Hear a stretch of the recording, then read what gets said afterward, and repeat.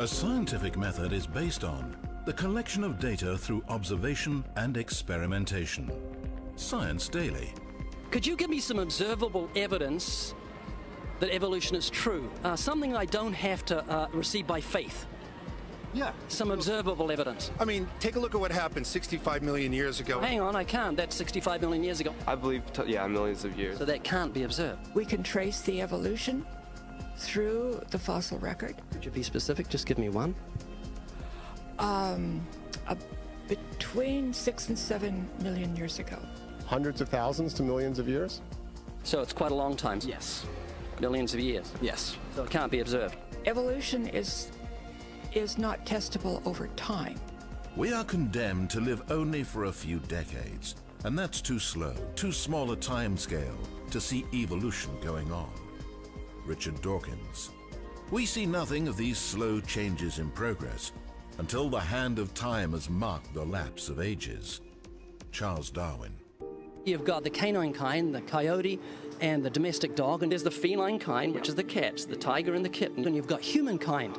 So Darwin said there'd be a change of kinds over many years, so could you give me one example of observable evidence of a change of kinds? So, for instance, the fossil record shows the common ancestors of all carnivores, that cats and dogs were once linked, once united by a common ancestor. How long ago?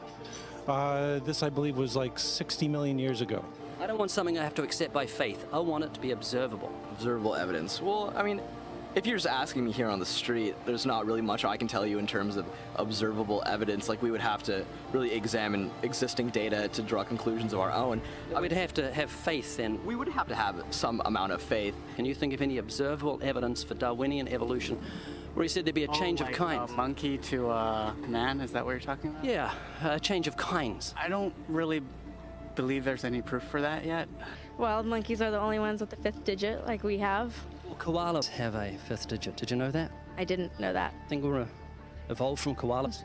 No. When I went to Washington, D.C., I saw they had a whole exhibit just on In the Smithsonian? Yeah, in the Oh Smithsonian. wait, so that is just like some stuffed dummies, like standing around a fire. I know that everyone talks about the missing link for humans and whatnot. I believe that there are connections that are out there that we haven't found yet. I'm going to trust what those experts did. Those experts came up with. I have a strong trust in evolutionary ideas based on the evidence presented. Can you think of any observable evidence for Darwinian evolution, a change of kinds? I haven't seen it myself, but I believe what the textbooks tell me about it, so. You've got faith in the experts? I have faith in the experts, yeah. I guess similar to how religious people have faith that God actually exists, I have faith in the experts knowing what they're talking about. The scientific method must be observable and repeatable. So could you give me one piece of observable evidence for Darwinian evolution? Okay, I would point to, as one great example is look at the genetics of the stickleback. What's that? So stickleback fish are a very interesting collection of species that were recently isolated after the end of the Ice Age. What did they become? They're various species of sticklebacks. They stayed as fish. Well, of course. Can you think of any observable evidence where there was a change of kinds? Fish. Human beings are still fish. Human beings are fish? Why, yes, of course they are. How long did that take? A couple of billions of years, millions. A couple of millions? How is that observable? It's not. We came out of the ground as a mammal, and one mammal created... Come out of the ground? Didn't we come out of the sea? Huh? Well, initially in the beginning, we came out of the ground and the sea. After the great destruction of the... So did we have lungs or gills when we came out of the sea? You want to know something? Those that were in the sea, I guess, had gills, and those that were on land had lungs. But if we came out of the sea, we had gills in the sea. You want to know something? Who knows that we came out of the sea or we evolved from mammals? So you don't know? Huh? Of course I don't know. I'm accepting that they did their science correctly. Could you give me an example of Darwinian evolution, not adaptation or speciation, but a change of kinds?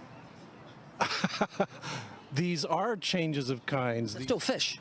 They're distinctly different fish. We have thousands of examples. Can you give me one?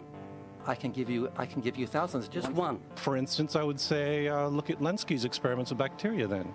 So what did the bacteria become? The bacteria are still bacteria, of course. So that's not Darwinian evolution. That's not a change of kinds, is it? It is a change. It is a change in the genetic makeup of the bacteria, which is still bacteria. So what did the bacteria become? A new kind of bacterium. So It's still bacteria. There's no change of kinds. To summarize, the observable evidence that you give me for Darwinian evolution is bacteria becoming bacteria. No, it is bacteria acquiring new metabolic capabilities. You said before that there is lots of evidence for evolution. I just want one observable evidence for Darwinian evolution, just one. But I gave you some. You don't want... Not some, I want one. Wait, you don't want that. I want one. Yes, I do. I'm pleading with people. You asked me to tell you when I've watched one species evolve into another. Isn't that right? No, one kind into another. There's 14 different definitions of species. So I want a change of kind. When you're talking about kinds or change in families, you're actually talking about macroevolution. You're talking about changes on the level that separate, say, cats from dogs. So could you give me any examples of Darwinian evolution? Well, when you say examples of that, then you have to sort of look at over a longer time frame. It has nothing to do with faith. Faith is something that I have to, unseen, I have to believe in. That's it, unseen. Look, do you believe evolution? Of course I do. Are you a believer in evolution? Yes, I am. When did you start to believe evolution? I started to believe evolution when I started to think out for myself. Is evolution a belief? Well, you know something, evolution is a thought process. Is coming to terms and checking out all the alternatives, like taking a look at the religion, man-made religions. Let me ask you again, is evolution a belief? No, evolution is, well, yeah, in a word, yeah, I could say it could be a belief. When you say change of kinds, you mean the evolution of one species from another or to another? Yes, we have that in action, actually, in the Galapagos. Could you give me one instance? Yes, we have an example from a group of birds called Darwin's finches. You take a look at the difference between the finches on the islands that all started out. I mean, that's very, very observable. But that's not Darwinian evolution. There's been no change of kinds. What did the finches become? They become genetically new and anatomically new, recognizably different species. So they're still finches? Well, of course, they're still finches, yes. So they're not a change of, there's no change of kind. Little birds that he had observed that... What did they become? Their beak shapes. They're still birds.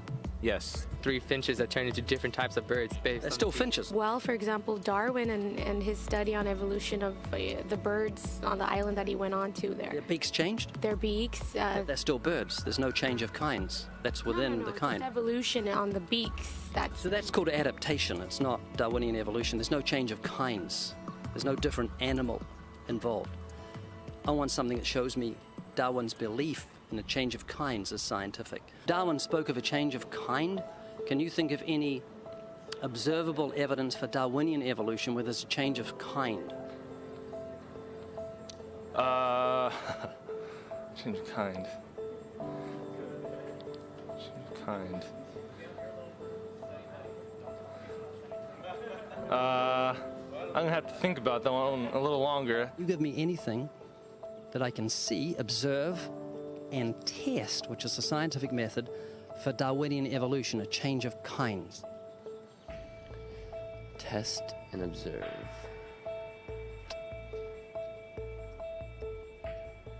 Could you give me observable evidence, which is the scientific method for Darwinian evolution, a change of kinds?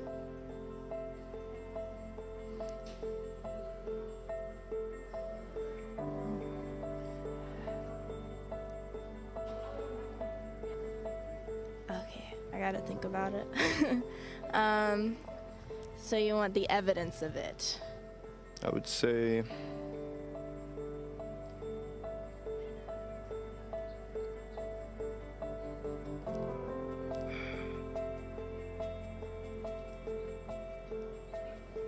I cannot, I think.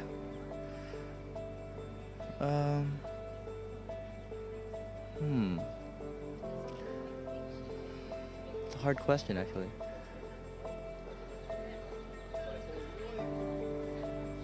Mitochondrial DNA.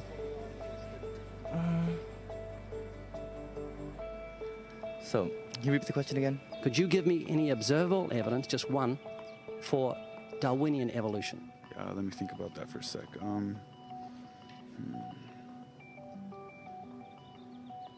Observable evidence, something where we don't have to exercise faith. Something that can be observed, like the scientific process, observable. That's a good question. That one I'm not quite sure. So you can't think of any observable evidence for evolution? No. How do you know it's true? I'm not sure. So Darwinian evolution is not observable, it's not scientific. I guess so.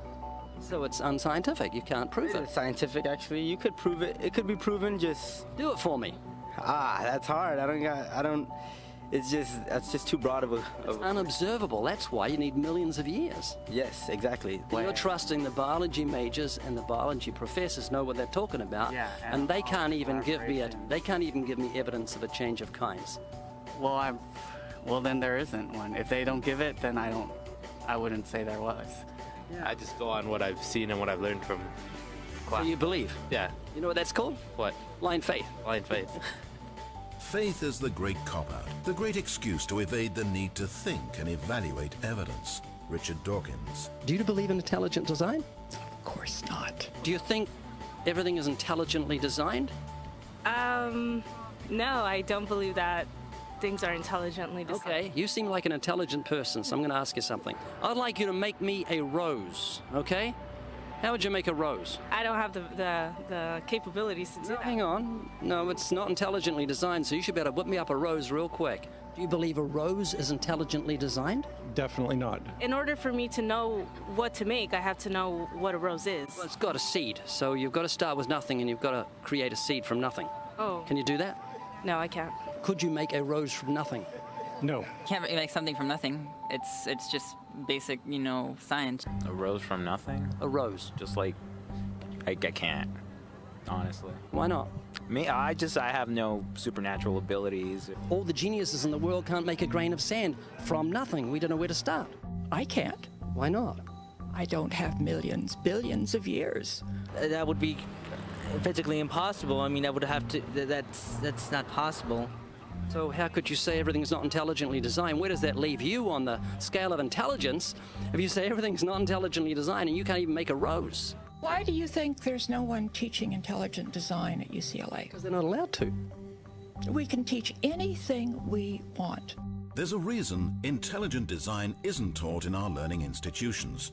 According to physicist Victor Stenger, the legal staff of Freedom from Religion Foundation, a church-state watchdog group, has had remarkable success in convincing many institutions, such as school boards and town councils, that they are breaking constitutional law when they sponsor sectarian activities. That includes intelligent design.